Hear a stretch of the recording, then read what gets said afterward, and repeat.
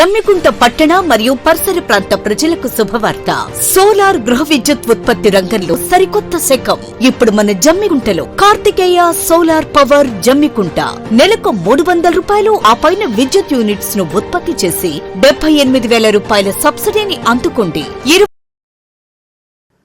మండలం ఏర్పడి 8 ఏళ్లైనా బస్టాండ్ కోసం ఎదురు చూస్తున్న ప్రయాణికులు ఎండలో ఎండుతూ వానలో తడుస్తూ ప్రయాణికుల ప్రయాణం చేస్తున్నారు. ప్రజలు పాలకులు అధికారులు పట్టించుకోవడం లేదు. రాష్ట్ర రవాణా శాఖ మంత్రి చొరవ తీసుకొని ఇల్లంతకుంట మండల కేంద్రంలో బస్టాండ్ను నిర్మించాలని పలువురు కోరారు. ఇల్లంతకుంట మండలం ఏర్పడి 8 ఏళ్లు గడిచినా ఎక్కడ వేసిన గొంగలి అక్కడే అన్నట్లుగా ఉంది. అభివృద్ధిలో ఎలాంటి పురోగతి లేదు. ఎన్నికలకు ముందు నాయకులు వచ్చి హామీలు ఉపన్యాసాలకే పరిమితమైంది. అపర భద్రాద్రిగా కరీంనగర్ జిల్లాలోనే ఏకైక పెద్ద ఆలయంగా మండలంలోని సీతారామచంద్ర స్వామి దేవస్థానం పేరుగాంచింది. నిత్యం వందలాది మంది భక్తులు దేవదర్శనానికి రాష్ట్ర నలుమూలల నుంచి ఇల్లంతకుంటకు వస్తుంటారు. అలాంటి మండల కేంద్రంలో బస్టాండ్ లేక భక్తులు ప్రయాణికులు ఇబ్బంది పడుతున్నారు. ఎండ వానకు దుకాణాల ముందుట ఉండాల్సిన పరిస్థితి నెలకొంది. మండల కేంద్రం అయినప్పటికీ మౌలిక సదుపాయాలు కల్పించడంతో పాటు పాలకులు ఇటు అధికారులు విఫలమయ్యారు. దీంతో ప్రజల పరిస్థితి అధ్వానంగా మారింది. వివిధ పనుల నిమిత్తం మండలానికి వచ్చే ప్రజలు బస్టాండ్ లేక నీడ కరువైంది. ప్రజలకు కనీస అవసరాలు సమకూర్చలేని దుస్థితి నెలకొంది. మౌలిక వసతుల కల్పనలో గ్రామ పంచాయతీ అధికారులు ఎలాంటి చర్యలు తీసుకోవడం లేదు. రాములవారి దర్శనానికి చాలామంది భక్తులు రాకపోకలు సాగిస్తూ ఉంటారు. తహసీల్దార్, పోలీస్ స్టేషన్, ఎంపీడీఓ కార్యాలయాలకు మండలంలోని ప్రజలు నిత్యం పనుల కోసం వస్తూ ఉంటారు. పరకాల, హనుమకొండ, ముగలపల్లి, భూపాలపల్లికి ఇల్లంతకుంట మీదుగా పలు ప్రాంతాలకు ప్రయాణికులు నిత్యం రాకపోకలు సాగిస్తుంటారు. కనీస మౌలిక సౌకర్యాలు లేక తీవ్ర ఇబ్బందులు పడుతున్నారు. మండల కేంద్రాన్ని అన్ని రంగాల్లో అభివృద్ధి చేస్తున్నామని గొప్పలు చెప్పుకునే నాయకులు కనీస సౌకర్యాలు కల్పించడంలో విఫలమయ్యారు. ఇప్పటికైనా రాష్ట్ర రవాణా శాఖ మంత్రి పొన్నం ప్రభాకర్ అధికారులు స్పందించి మండల కేంద్రంలో బస్టాండ్తో పాటు త్రాగునీటి సౌకర్యం, ఇతర సౌకర్యాలు కల్పించాలని పలువురు డిమాండ్ చేస్తున్నారు. మండలం ఏర్పడి దాదాపు 8 సంవత్సరాలు అవుతుంది. ఇన్ని సంవత్సరాలు అయినా కూడా ఈ ఇల్లంతకుంట మండల కేంద్రంలో ఒక బస్టాండ్ అనేది లేదు.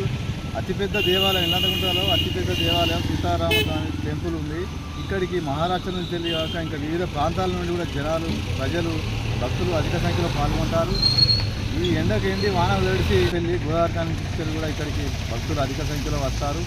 కాబట్టి ఈ వచ్చిన భక్తులు ఎండలో ఎండి వానలు గడిచే పరిస్థితి ఉన్నది. ఈ దేవస్థానానికి వచ్చే భక్తులకు కానీ, దీనంగా పోయే ప్రజలకు కానీ రవాణా సౌకర్యం, బస్ సౌకర్యం ఉన్నా సుత బస్ షెల్టర్ సౌకర్యం, బస్ స్టాండ్ సౌకర్యం లేదు. వెంటనే అధికారులు స్పందించి జోక్యం చేసుకొని బస్టాండ్ నిర్మాణానికి సహకరించాలి.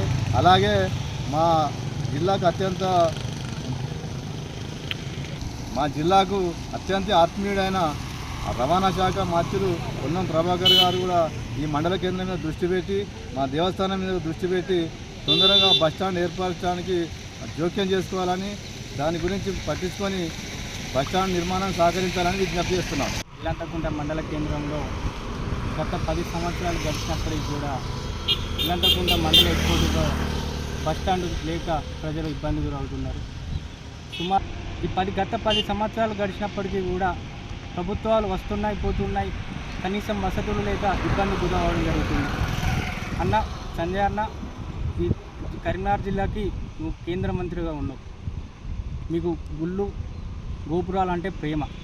మరి మా ఇల్లంతకుంట మండలంలో ఉన్నటువంటి ప్రజలు కనబడట్లేదా? మీరు ఓన్లీ ఎలక్షన్ టైంలోనే వచ్చిపోతున్నారు తప్ప మరి ఇక్కడ అభివృద్ధికి నోచుకున్నటువంటి పనులు ఎన్నో ఉన్నవి. కనీసం ఇక్కడ మండలం ఏర్పడి 10 సంవత్సరాలు అయినప్పటికీ కూడా ఒక్కటి కూడా ప్రభుత్వ వసతి గృహ, పోలీస్ స్టేషన్ కానీ ఏదైనప్పటికీ కూడా అన్నీ కూడా సొంతంగా లేనటువంటి వసతులు సొంతంగానే లేవు.